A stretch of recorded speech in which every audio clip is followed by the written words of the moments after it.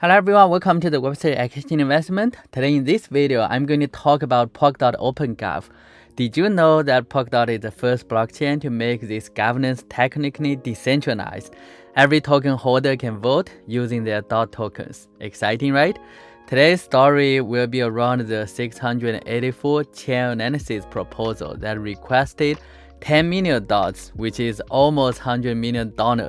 We have had hundreds of millions of dots knocked for this proposal.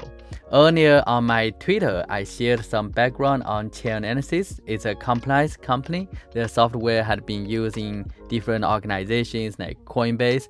However, there are significant concerns from the community. Many feel that Chainalysis is asking for too much while contributing too little to Polkadot. There's a skepticism about how beneficial their involvement would be for the community. The same amount of money can support 20 different teams and doing different things. So now let's take a look at their final results. So based on the result, their proposal failed, and we have 6 decentralized voices. They voted no for this proposal, and the total about 24 million dots. But obviously this 24 million dots is not as much as the big whale who support that. As you can see, the top one is 37. But why they still failed? This is because of the community, more than just a decentralized voice. There are more like they voted, they don't agree with this proposal. So with a substantial community pushback, we saw the final failure. So that means the community voice has been heard. Let's first take a look at the OpenGov again.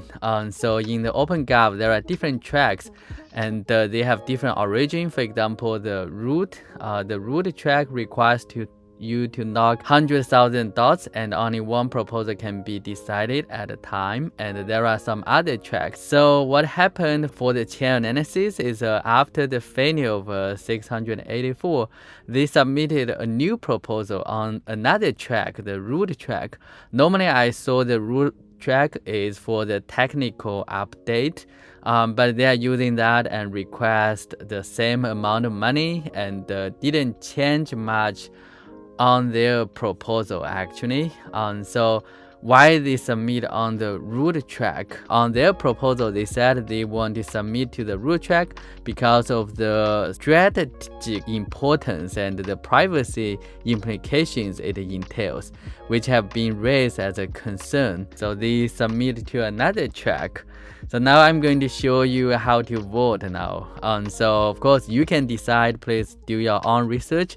So if you want to vote, you can vote on the Polkadot assembly and choose the knock. For example, if I want to use a 5 times voting balance, so then I can vote my dot for few months, right? And another way is by Bifrost, because if you vote with vDOT, you can still earn the staking rewards. So on the vDOT, if you go to the governance, and from the governance here, you can find the active proposal. The 785 is a new proposal from them. It's from the root, and you can put amount of vDOT here. I would recommend you should put at least knock like 1. That means knock 7 days, and you can do maximum 6 times, but that's going to knock more than 200 days. So I'm going to put 5 for now, unless the community really wants me to put more. But basically I vote with 1,000 of vDOT.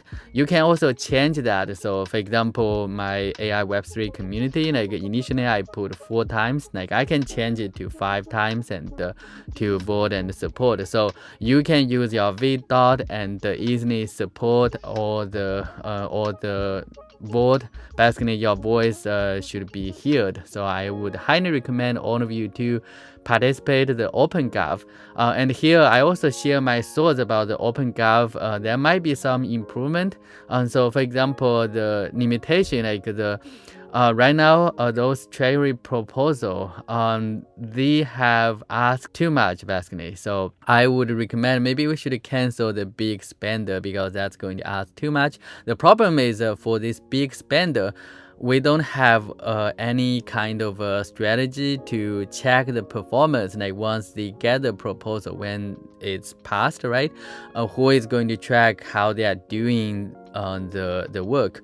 And the second, I would recommend for the credit score with an limitation. So that means for the new project, if they never contribute to the Polkadot before, we should have some credit score for that, and maybe limit how much how many dot they can request for the first time. And once they are doing well, they can get a better credit score, and they can slowly increase the limit.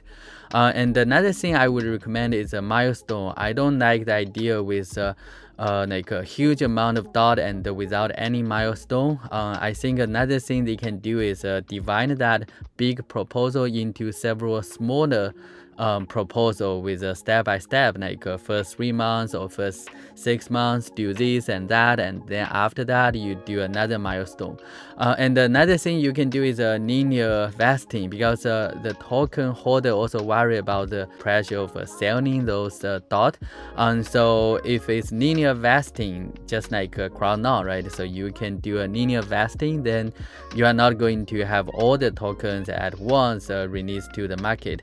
And some others also recommend you can give a stable coin, so something like that. And also the loyalty is quite important in my opinion. I think there are some projects who keeps building on Polkadot for a long time, and they need to be supported comparing to those who just come to Polkadot, or those like who actually come and leave. I think the loyalty should be considered as well for the OpenGov. So of course, those are just my suggestion. I would be happy to take any feedback from the community, and I would be happy to discuss with you. So thanks for watching, and please leave a comment or subscribe so you will not miss any future videos. Don't forget to vote. If you have vDOT, please vote on Bifrost, and you are still going to get your staking rewards. All right, we'll see you next time. Bye bye.